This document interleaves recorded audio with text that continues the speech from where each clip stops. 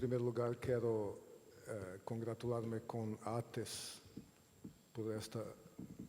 por tantas atividades que ha organizado estas jornadas depois do curso de ITA7. É um exemplo da intensa atividade que este grupo nacional tem desenvolvido, e a nós em ITA temos como que uma classificação, aunque não é pública,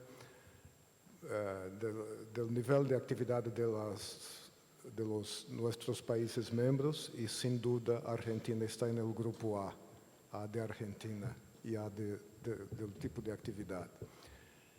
Número 2, me gusta muito estar aqui pela primeira vez como presidente de ITA e ver, por as apresentações que ouvi esta manhã, que o nível de atividade de obras, em particular de obras subterrâneas neste país, é muito bueno neste momento, porque nós em nosso continente latino-americano, desafortunadamente, representamos solamente 4% do mercado mundial de túneis. ITA ha completado agora, em Bergen, levantamento do mercado mundial de túneis. Número 1 está na Ásia, China, etc. Pero a posição de Latinoamérica é muito pequena, pero quando vemos atividades como as que estão sendo desenvolvidas em Argentina, por lo menos vemos que há uma salida.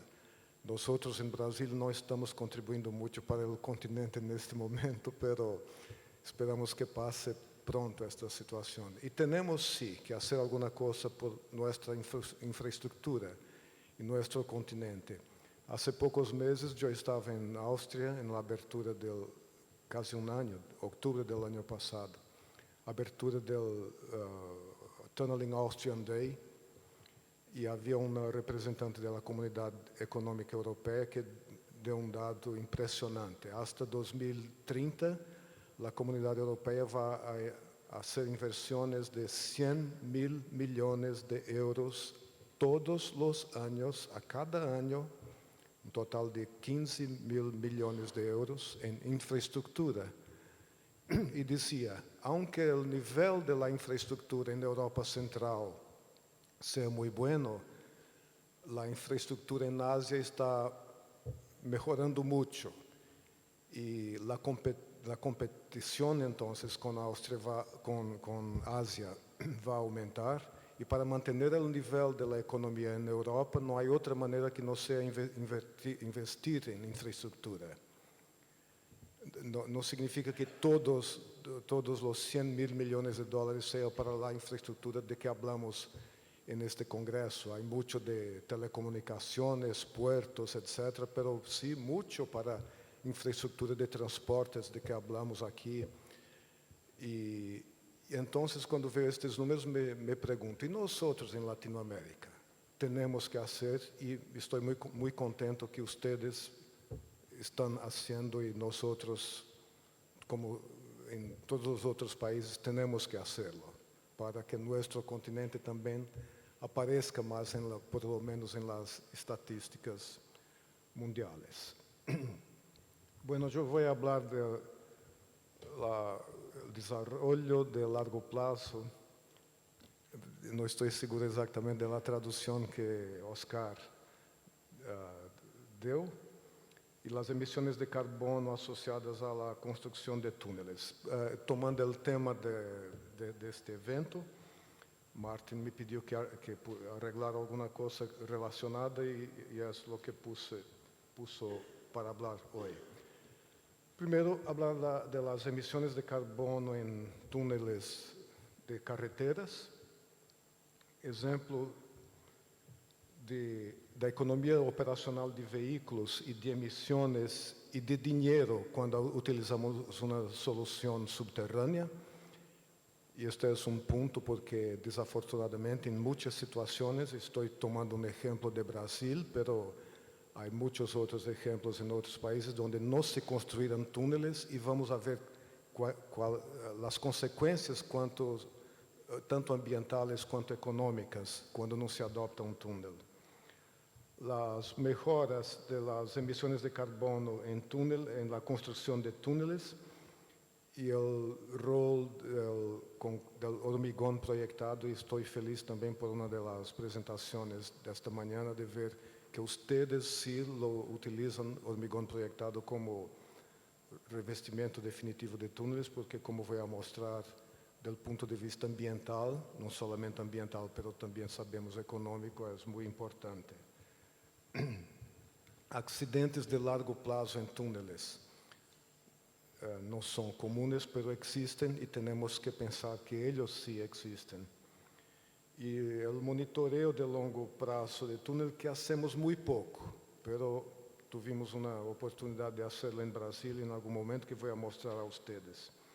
Y algunas consideraciones finales. Emisiones de carbono en túneles rodoviarios.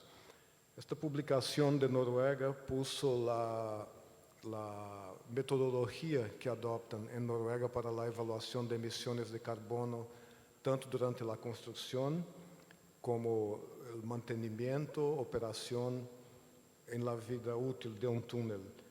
En este caso, tomaron un túnel de dos carriles,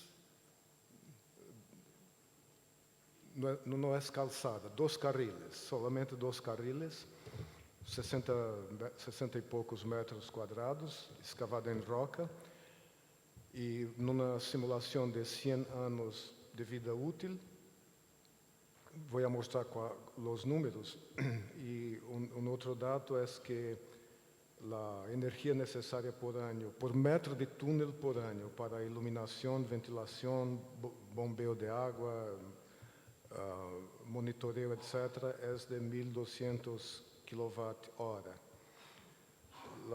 El equivalente de gas carbónico de las emisiones durante la construcción son de 6.5 toneladas para cada metro de túnel. Y esto no es por año, es durante la construcción.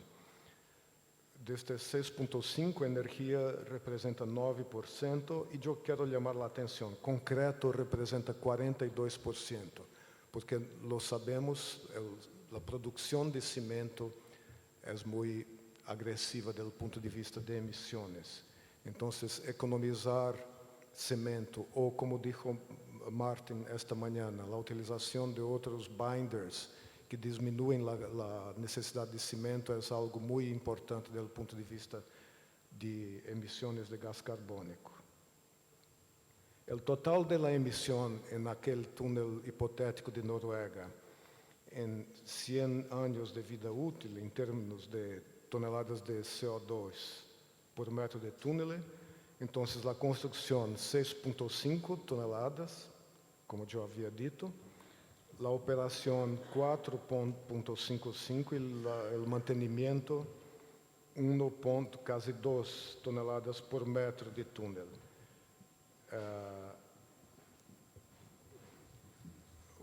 Yo tomé este ejemplo de las emisiones durante la operación, las emisiones por vehículo, y la economía cuando se hace un túnel, no solamente de las emisiones, sino que también la economía en dinero, del punto de vista de economía de combustible, etc. En este ejemplo yo tomé, es un malo ejemplo, porque no se hizo un túnel, y cuando yo hablo de los ejemplos malos, yo traigo ejemplos de mi país. Es mucho más fácil hablar de alguna cosa errada en mi país que en otros países. Pero esto yo quería decir, no es que solo existan problemas como este en Brasil, es porque me siento políticamente más a voluntad de hablar de los problemas de mi país. Entonces tomé un ejemplo en la carretera SP-55 del estado de São Paulo, es la carretera costanera en la costa norte del estado. En realidad va desde, toda la costa del estado de São Paulo.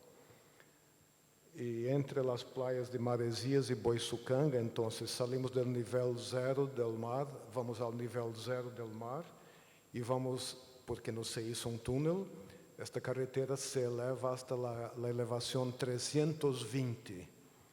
Para ir del nivel del mar al nivel del mar, va hasta la elevación 320 para no hacer un túnel, porque un túnel es muy complicado. La decisión que llevó a este tipo de solución. Y para evaluar las emisiones, yo tomé las mismas hipótesis de la metodología de Noruega. Esta es la región de la costa del litoral norte del estado de São Paulo. Aquí están las playas de que hablo, de Maresias y Boiçucanga. Una región muy bonita. La Serra del Mar está muy cerca del mar, entonces es la razón de que el tipo de la fisiografía consiste usualmente de playas pequeñas, islas, la vegetación es muy exuberante, tropical, porque la Sierra del Mar está muy cerca. Y lo que se hizo fue esta carretera en azul que ustedes ven, que sube hasta la elevación 320, en vez de un túnel que tenía como 4.2 kilómetros. Esta carretera en realidad tiene 6.4 kilómetros, que es lo que considero un error de ingeniería para no hacer un túnel. Entonces, la distancia en línea recta sería 4.2 kilómetros, la solución que se adoptó en superficie 6.4, llega hasta la elevación 320 metros con una rampa de 6% y el tráfico diario de vehículos es de 12.000 y pocos vehículos.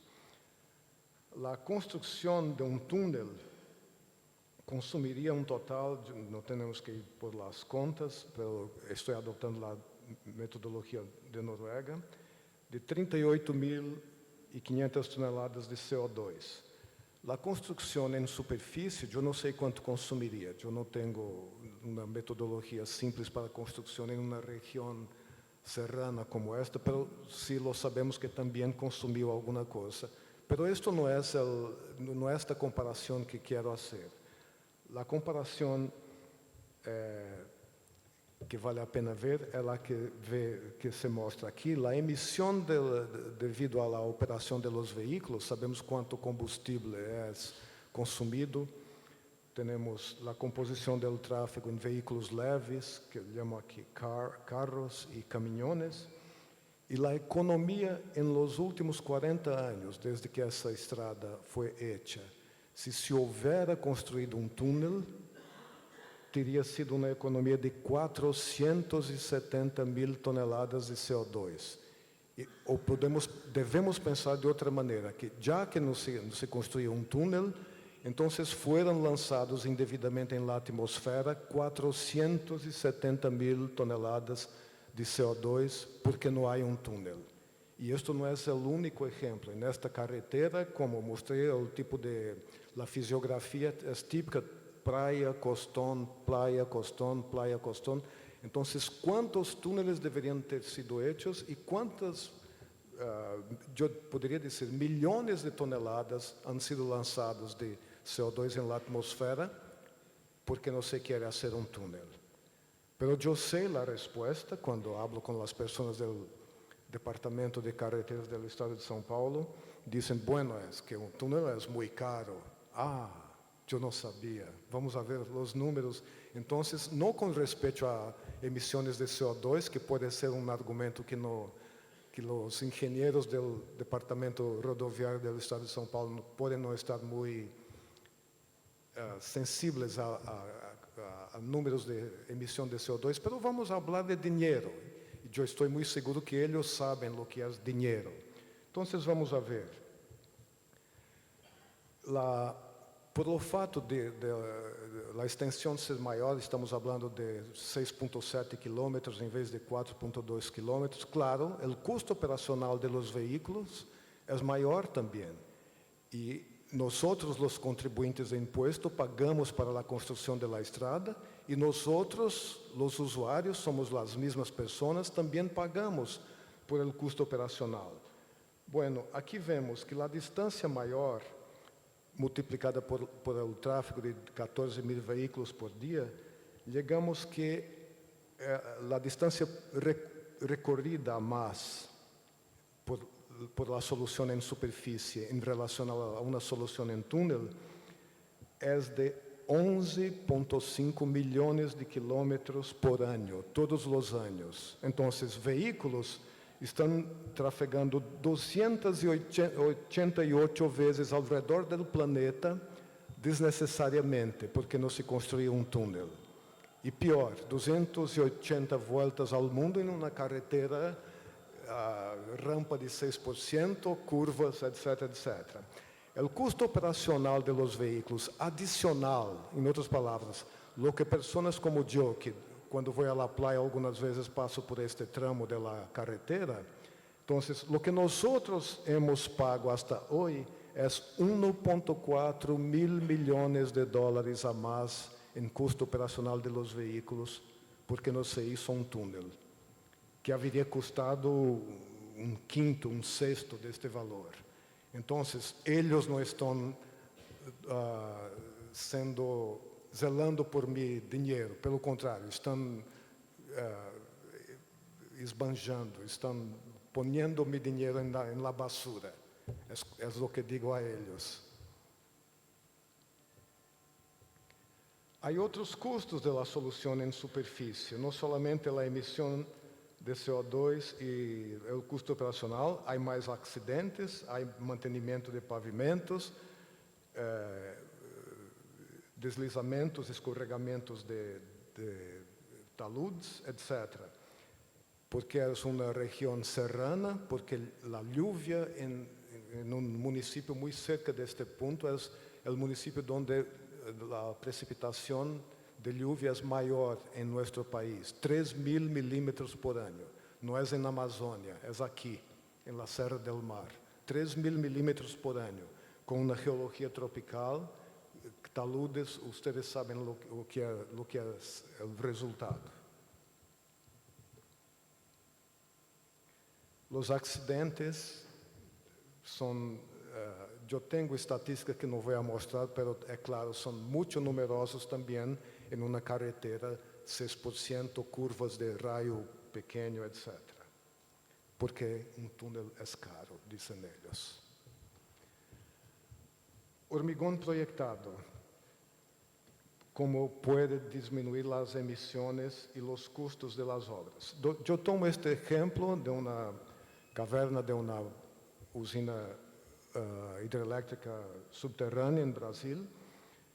Lo que está en la izquierda es el diseño original, que fue un diseño hecho en otro país, no fue en Brasil, no fue en Argentina, en realidad un país europeo, en que ustedes ven que el espesor del arco de hormigón fuertemente armado llegaba a 1.8 metros de espesor, y por causa de esto el ancho de la excavación 2 veces 16.3. Entonces el ancho total de la excavación era 32 metros, 32.6 metros. Y esta construcción no puede ser realizada porque errores de algunos diseñadores que no olhan a conceptos muy simples, porque no había tiempo de autosostenimiento. La clase del macizo rocoso era como clase 3, y para un ancho de 32 metros, antes de poner el hormigón, había inestabilidades. Entonces, Eletrobras, que es todavía la holding de las empresas eléctricas de Brasil, hizo una intervención y dijo, bueno, si no se puede construir, que se cambie el diseño. Y el diseño fue hecho entonces por el que está en la derecha, por una empresa brasileña. Yo tuve la oportunidad de trabajar, yo era un ingeniero joven, no tuve nada con el concepto, el mérito del concepto, yo no tengo nada con esto, solamente yo hacía en aquel tiempo las análisis por elementos finitos, fue mi participación. Pero vemos que 1.8 metros de hormigón fuertemente armado fue sustituido por 15 centímetros de hormigón lanzado.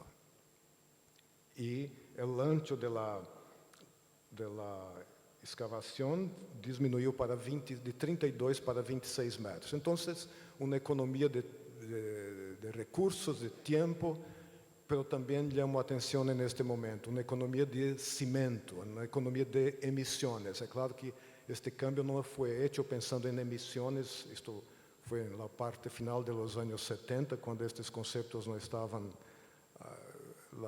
no pensábamos en el efecto estufa, como dicen, greenhouse effect, pero sí disminuyó mucho las emisiones.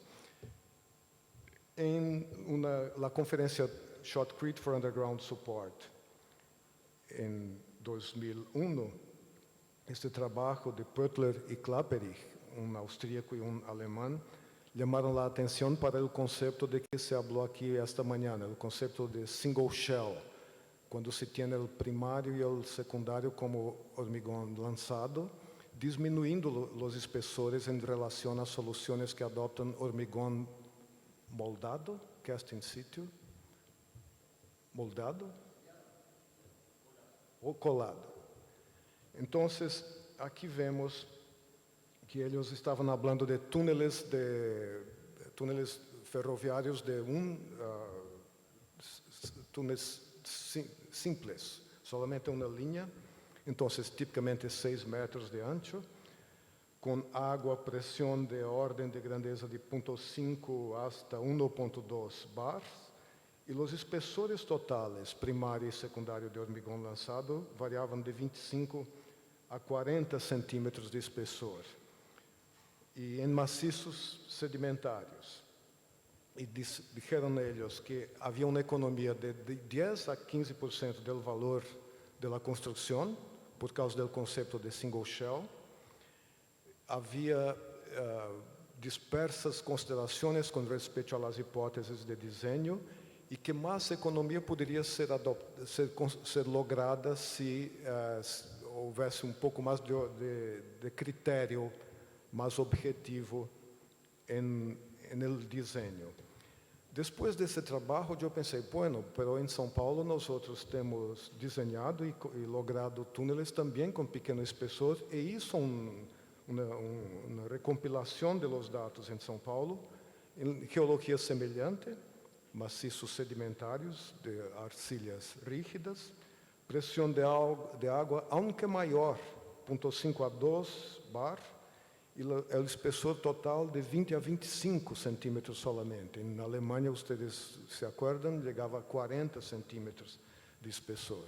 Então, a economia é muito importante. O grupo de trabalho de ITA, grupo 12 de uso de hormigón lançado, ha hecho também uma recompilação a nível mundial de uso de hormigón lançado como revestimento definitivo. E no começo desta semana eu estava na Alemanha, em realidade, na 13ª conferência desta Shotcrete for Underground Support. E alguém dizia, bueno, pero em Alemanha não se utiliza mais isto porque concreto hormigón lançado não é confiável, etc. E afirmações como esta, eu diria que eu não posso levar a sério, porque há países como o Japão, não são somente países como o Brasil que estão a utilizar esta solução. Em realidade, o responsável no grupo de ITA por la recompilação mundial era um japonês. E há informações, há exemplos desse tipo de todos os países, desarrollados ou não. Aqui estão alguns exemplos destes túneles para o metro de São Paulo, inspecionados décadas depois, em muito boa condição. E o túnel para o anillo rodoviário de São Paulo são túneles de 4 carriles, 200 metros quadrados de seção transversal, 20 metros de ancho. E durante a construção começou uma discussão entre o contratista e o dueño da obra com respeito às sobreescavações, os overbreaks, muito grandes, de 1 hasta 2 metros de espessor, e quem vai pagar? O dueño disse, bueno, usted é o responsável por la voladura, e o contratista, não, pero isto não tem nada a ver com la voladura, isto é geológico, e esta discussão pode ir para sempre com advogados, etc. Com hormigón lançado não há que no hay que recurrir a los abogados.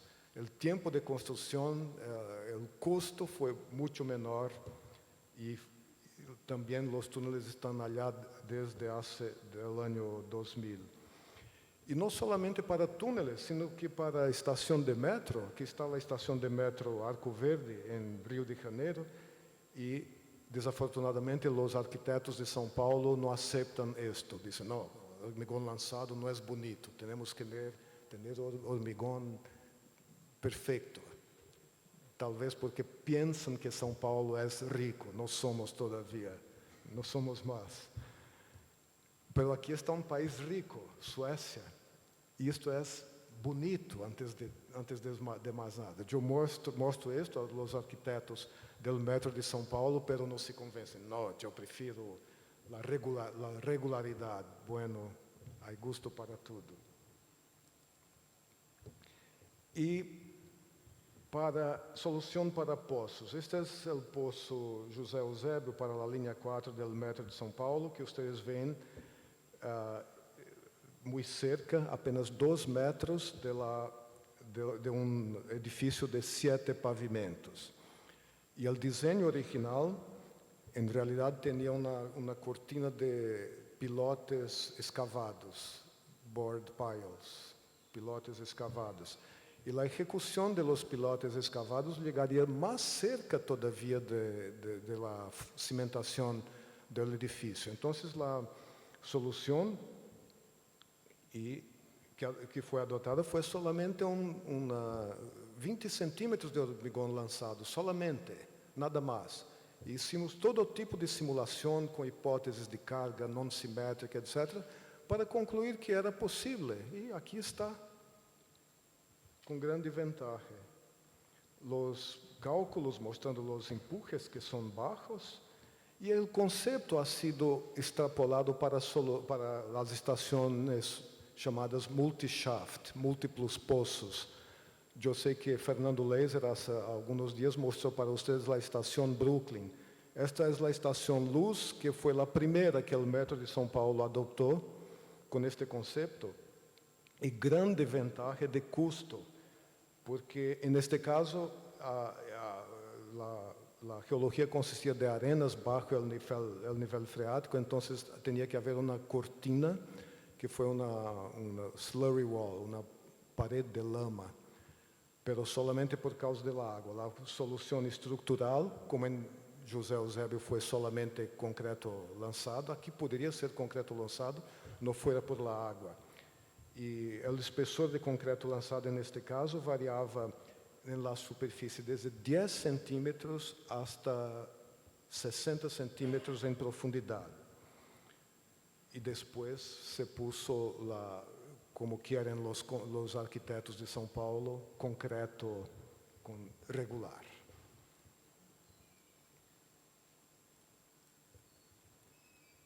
Aqui estão configurações das etapas intermediárias e uma evolução que temos que pensar do controle de hormigão lançado. Uma evolução muito interessante ha surgido no projeto Crossrail em Londres, que é o monitoreo da resistência, do ganho de resistência, não mais com um penetrômetro localizado, sino que agora fazendo escaneamento térmico. Em outras palavras, uma câmera tira uma fotografia térmica e com a evolução da temperatura podemos saber a evolução da resistência, porque há, claro, uma relação entre resistência e o grado de hidratação. E aqui estão imagens do escaneio térmico, com o qual se avaliam as resistências e, claro, que aferidos tirando muestras, e a correlação é muito boa. Acidentes de largo prazo em túneles.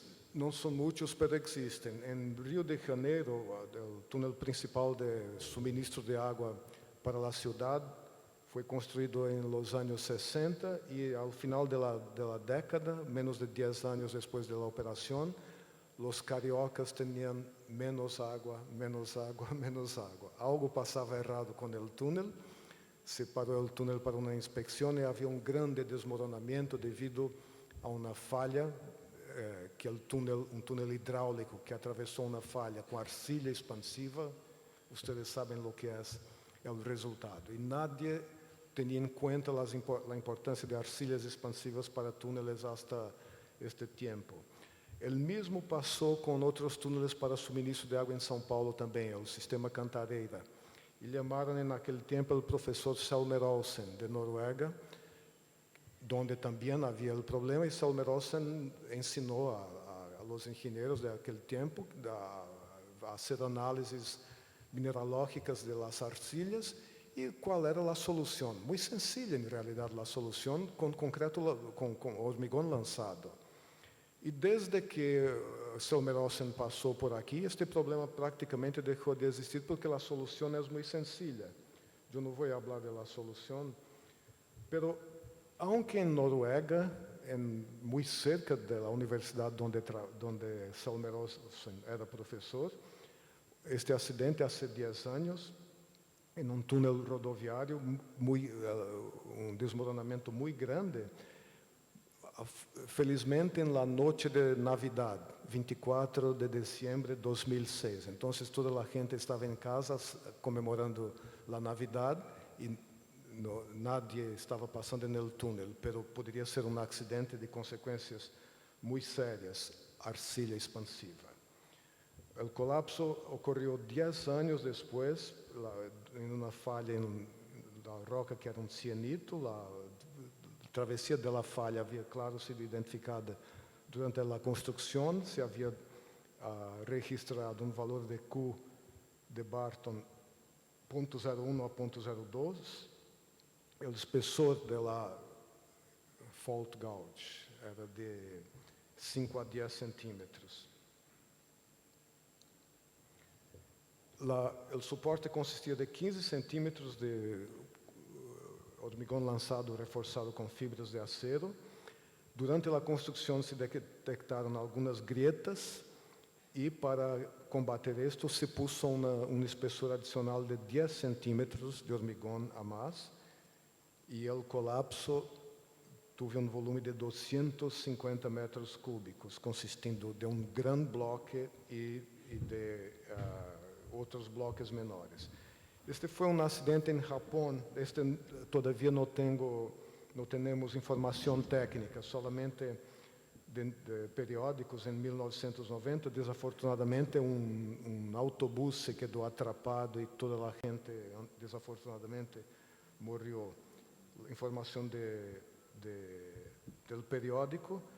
E, como disse, eu he consultado colegas japoneses e todavia ou não existem ou não querem dizer as causas deste acidente. O monitoreio de largo prazo é muito pouco comum, mas durante um período em que o governo não teve dinheiro para continuar as obras se quedaram paradas por 4 anos para o metro de São Paulo, durante o qual houve este monitoreio que foi útil para sabermos o que se passa a largo prazo. Este é o exemplo do assentamento sobre um túnel e o ajuste de um modelo viscoelástico de Burgers para os assentamentos, e sabemos que esta arcilha se comporta viscoelasticamente, não é consolidação, porque não há câmbio de volume.